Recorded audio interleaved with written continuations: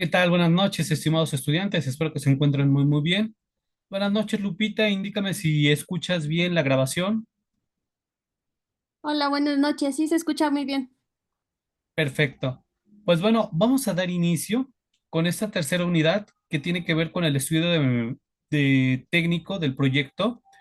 Como una parte que continúa del estudio de mercado, ahora vamos a ver lo que es la parte del estudio técnico, todo lo que es la parte de las instalaciones. El objetivo es la determinación de la viabilidad operativa y optimización de los recursos técnicos. Si tienes alguna duda o quieres participar, Lupita, tienes toda la confianza para que lo puedas llevar a cabo. Ok, muchas gracias. Claro que sí. En esta sesión estaremos hablando acerca del tamaño y capacidad, la parte de la localización, la ingeniería de procesos, sistemas de producción y la parte de organización y administración. Ahora bien, vamos a continuar. Tenemos el tamaño y capacidad de la planta. Para el estudio técnico vamos a definirlo como el estudio que permite la información para cuantificar el monto de las inversiones de los costos de operación pertinentes a esta área. Aquí estaremos hablando mucho de capacidad, almacén, proceso productivo, la parte de los ingenieros, la parte de lo que es la estructura física y sobre todo lo que es la parte de finanzas, como una forma de poder controlar lo que es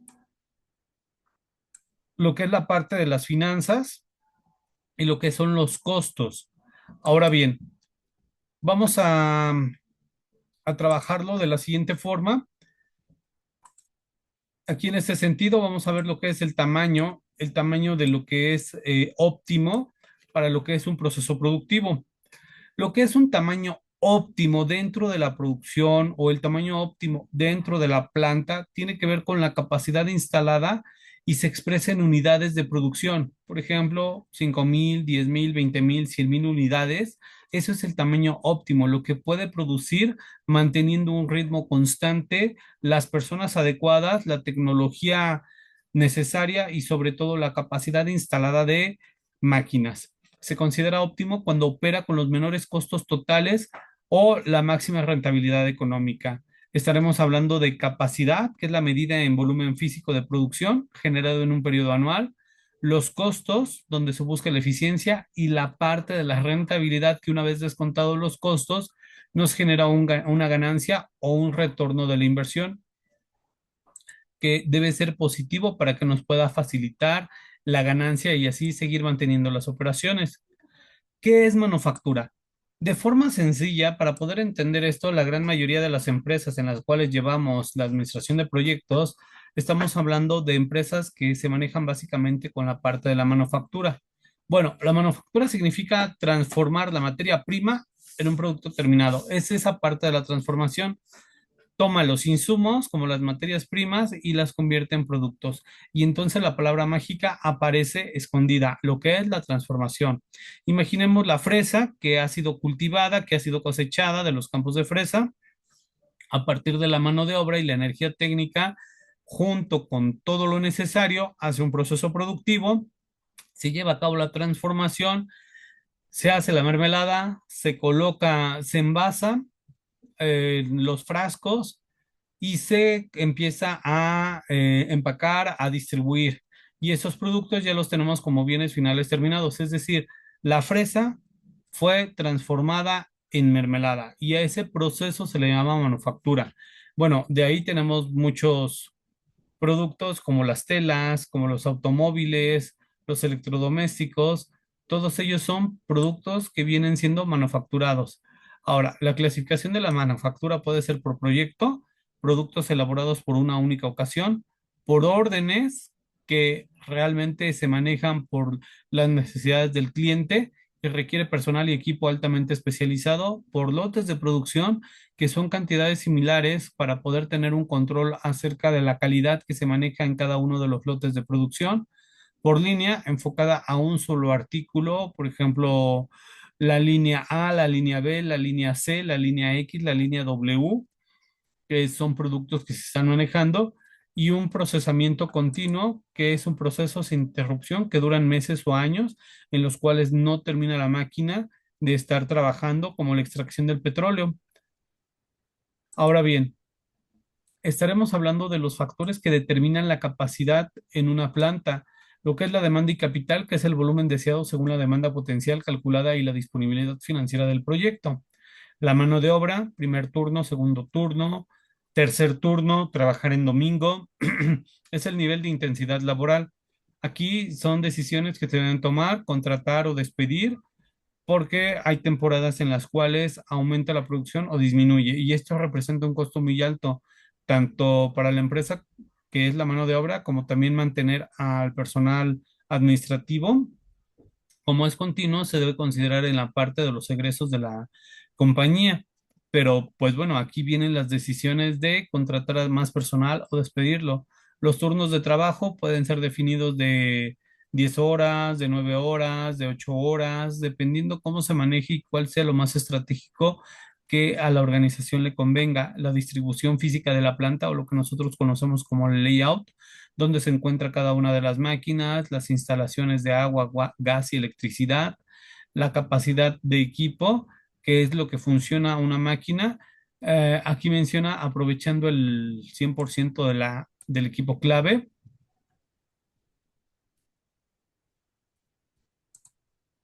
Y no se puede tener una eficiencia al 100% porque significaría que todas las máquinas estarían trabajando sin descanso. Recordemos que la velocidad de venta es menor a la velocidad de producción, por lo tanto, tener una máquina trabajando con una eficiencia al 100% lo único que haría sería inflar demasiado los inventarios, y ahí tendríamos serios problemas.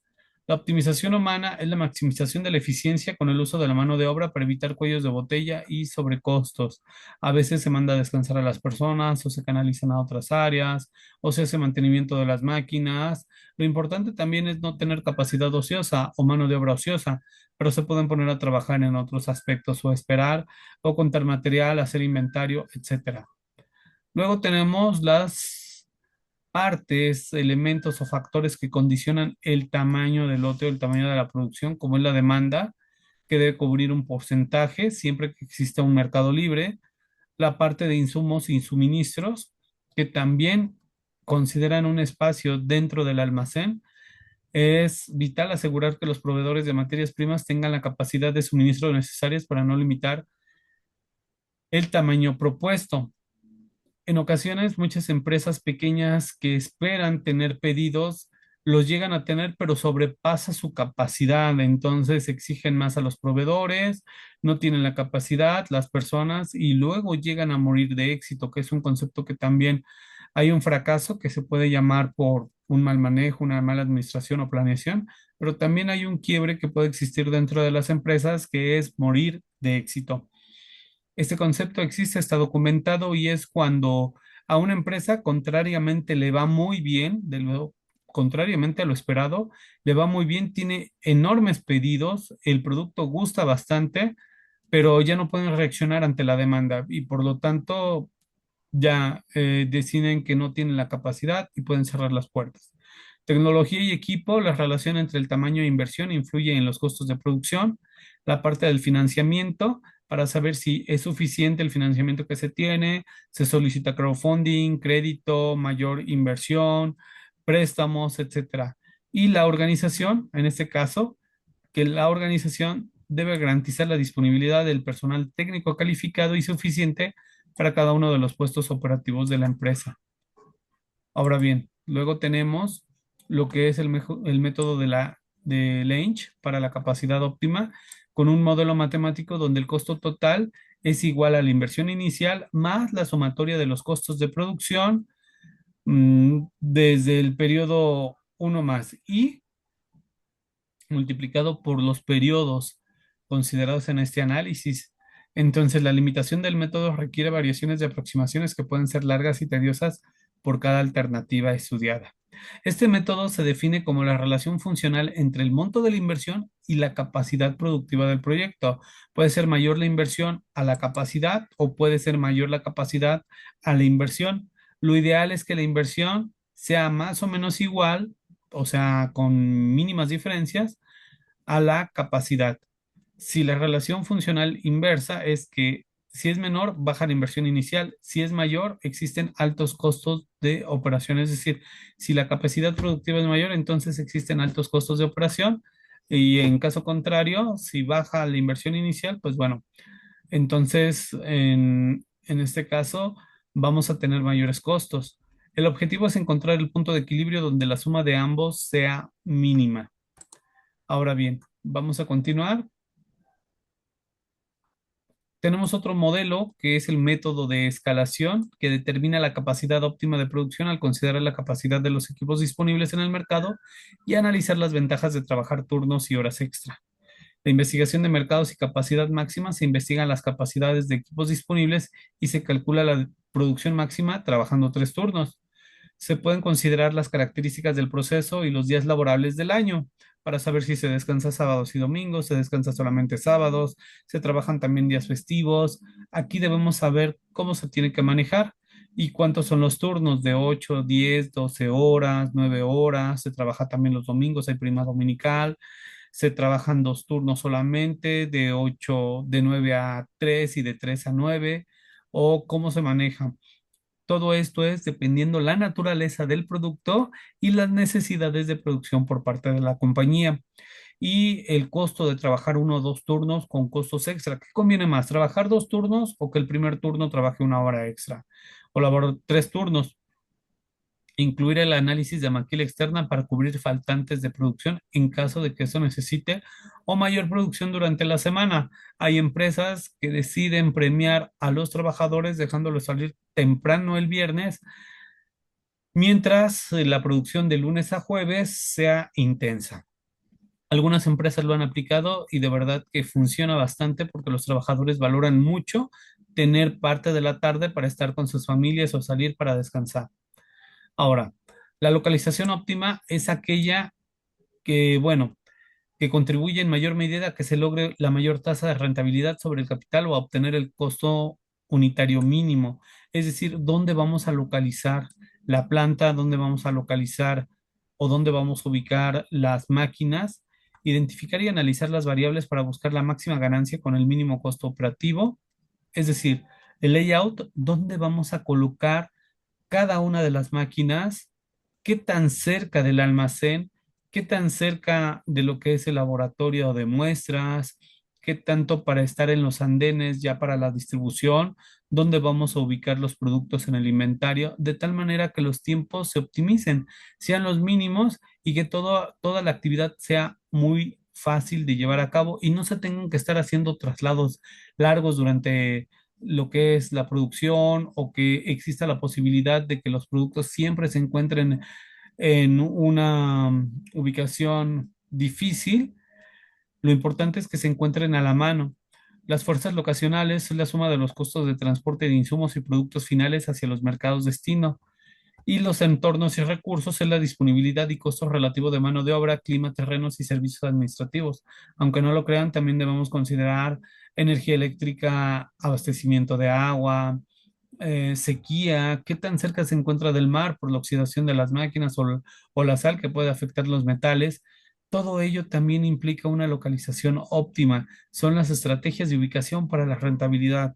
Recordemos el Speed System que manejó McDonald's para poder hacer óptima la producción de una hamburguesa en menos de 1 minuto.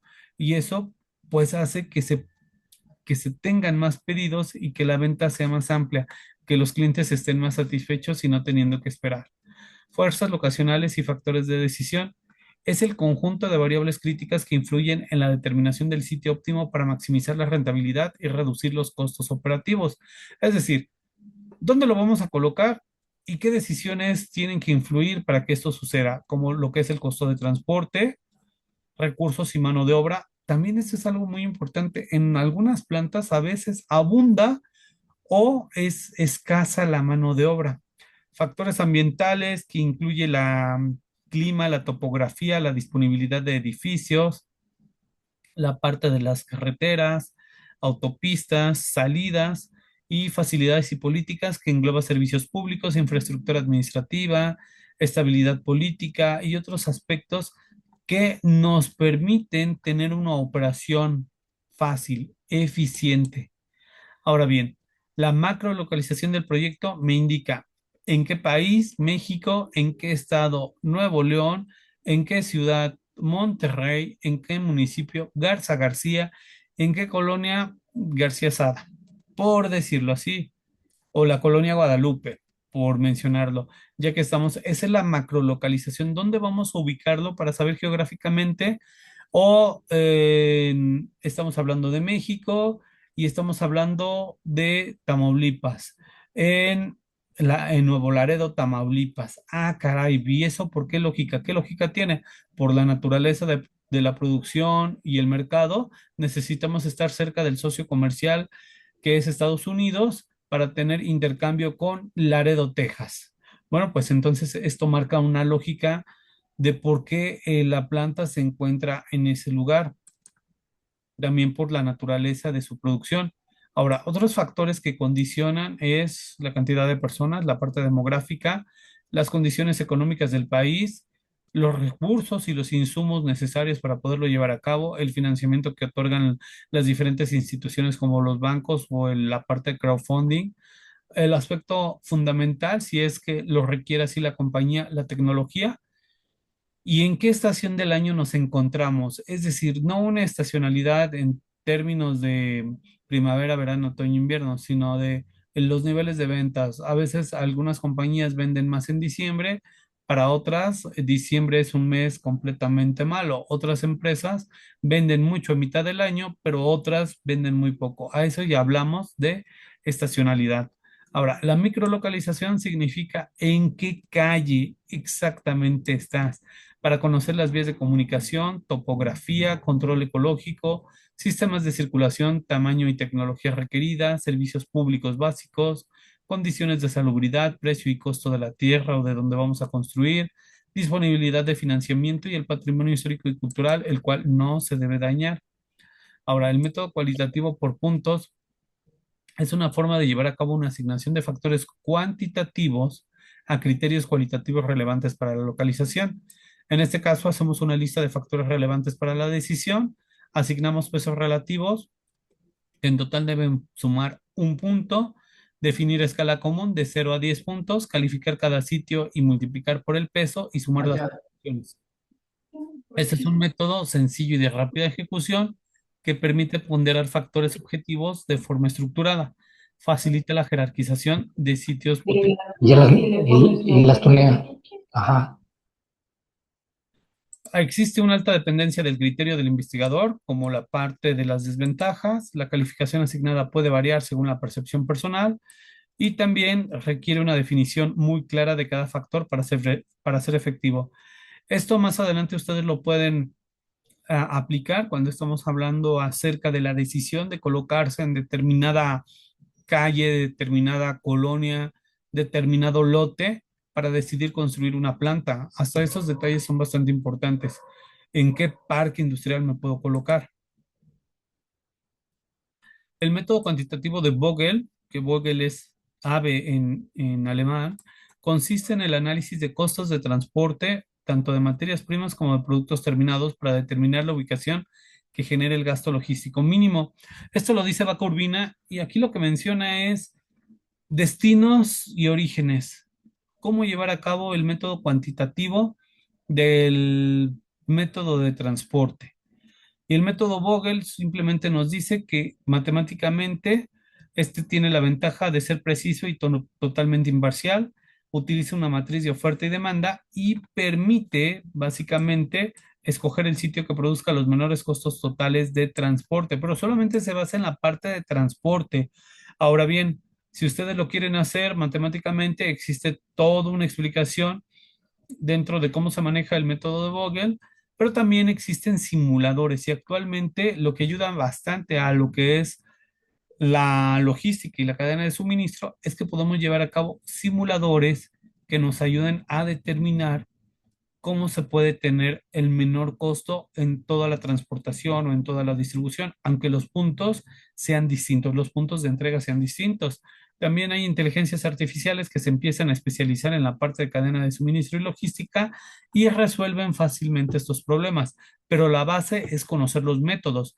Una vez que se conocen los métodos, ya podemos manipular de mejor forma los simuladores o poder generar nuestra propia inteligencia artificial que nos ayude a resolver los problemas de transporte. Ahora bien, tenemos la parte de ingeniería de procesos y distribución. El proceso es cómo se lleva a cabo el producto, bajo qué procesos, es decir, bajo las indicaciones que se puedan llegar a tener los proyectos que se estén manejando. El proceso es básicamente el poner a trabajar a los ingenieros para determinar a través de flujogramas lo que se tiene que hacer en cada parte del proceso productivo, vaya pues. Entonces, necesitamos conocer la ingeniería del proyecto que lo resuelve todo lo concerniente a la instalación y el funcionamiento de la planta. La distribución de la planta permite tener condiciones de trabajo aceptables y permite la operación más económica. Con eso quiere decir con menos costos, con menos desperdicio, con seguridad y bienestar para el trabajador. En la ingeniería de procesos y distribución necesitamos definición y técnica, economía de operación, que es minimizar los costos, en definición técnica, que va de la descripción del proceso hasta la distribución, la seguridad laboral, que es garantizar condiciones óptimas para el bienestar de los trabajadores, y una estructura organizativa para definir la estructura jurídica necesaria para la planta productiva. Después, aquí tenemos los objetivos de la distribución de la planta: que se integre totalmente, integrar a todos los involucrados, que exista una distancia mínima del trazado del flujo de los materiales, que sea más corto y directo entre las operaciones.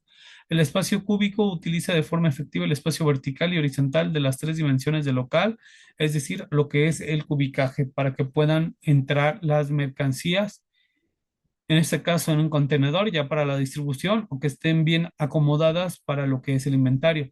Seguridad y bienestar, que garantiza condiciones de trabajo óptimas, y la flexibilidad, que permite ajustes económicos rápidos entre cambios en los procesos y volúmenes de producción. Para eso también tenemos el cambio de troquel en un minuto y todas esas técnicas japonesas que en la década de los 70 pues dieron muchos conceptos, y todo esto nació en Japón por la parte de básicamente Toyota y otras empresas que hablaban de calidad total. Luego, los factores que determinan la distribución son: primero, conocer el tipo de producto. Puede ser un producto muy sencillo que vale la pena apilar en un contenedor, el tipo de proceso, como la tecnología empleada, los requerimientos de materiales y la secuencia lógica de operaciones, y el volumen de producción, que puede ser un alto volumen y estandarización o un bajo volumen y variedad. Existe una demanda proyectada del mercado. Luego tenemos la distribución de la planta, que puede ser una distribución por proceso, por producto y por componente físico. Lo que conocemos nosotros mejor es, o con lo que estamos más familiarizados, es con la distribución de producto, que sigue una secuencia lógica basada en las operaciones del producto, uso intensivo de transportadores y automatización.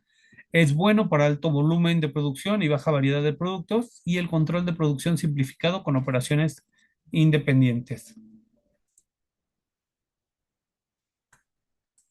Ya para terminar, estamos hablando del método del diagrama del recorrido, que nos ayuda a que a partir de una matriz vayamos viendo cómo va avanzando la parte de la distribución. Se define con departamentos existentes tanto en renglones como en columnas. Se determina la frecuencia en movimiento de materiales entre todos los departamentos y se ubican los departamentos más activos en el centro de la distribución. Finalmente, hay aproximaciones sucesivas para localizar departamentos restantes, reduciendo flujos no adyacentes.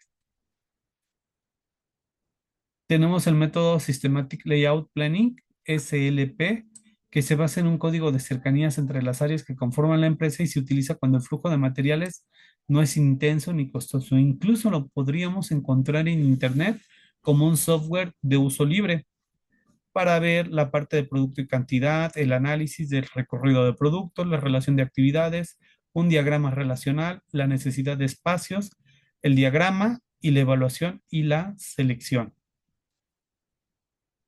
En la parte de ingeniería o sistemas de procesos, necesitamos conocer el estado actual más el proceso transformador, y así llevar a cabo el proceso el resultado final. Tenemos insumos, tecnología y mano de obra que operan desde esta perspectiva, y el proceso va desde un estado inicial con insumos y suministros, una transformación casi total y el resultado son bienes finales listos para el mercado, bienes secundarios como subproductos con valor económico y los residuos que son desechos resultantes con o sin valor comercial. Ahora, por bloques podemos hablar un ejemplo de estructura que es la entrada de la materia prima, el procesamiento, transformación y un producto terminado. Y esto asemeja bastante a lo que es un sistema que tiene entradas, procesos y salidas.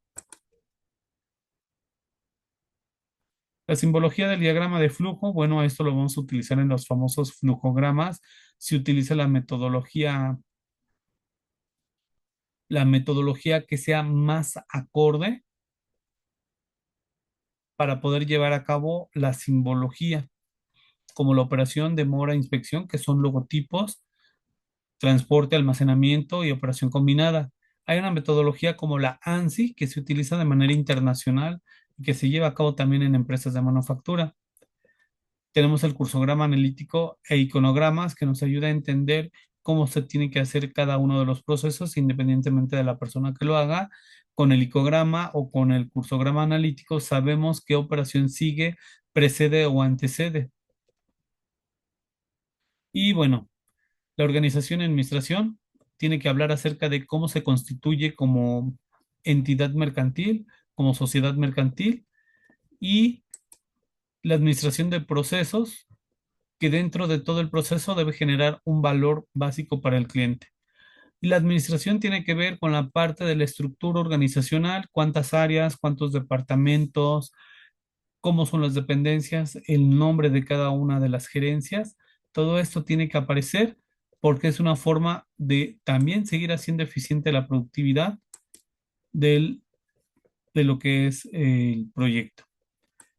Y bueno, hice una explicación bastante rápida porque el tema es complejo, es muy amplio. El estudio técnico tiene que ver con todo lo de la planta, todo lo de las instalaciones, el manejo de la transportación, los embarques, las personas, lo que es la cultura organizacional, pero sobre todo la estructura. Por lo tanto, les dejo la presentación ya anidada, les coloqué un video también para que ustedes lo puedan revisar cuando tengan tiempo y no sé si tengan alguna duda o pregunta.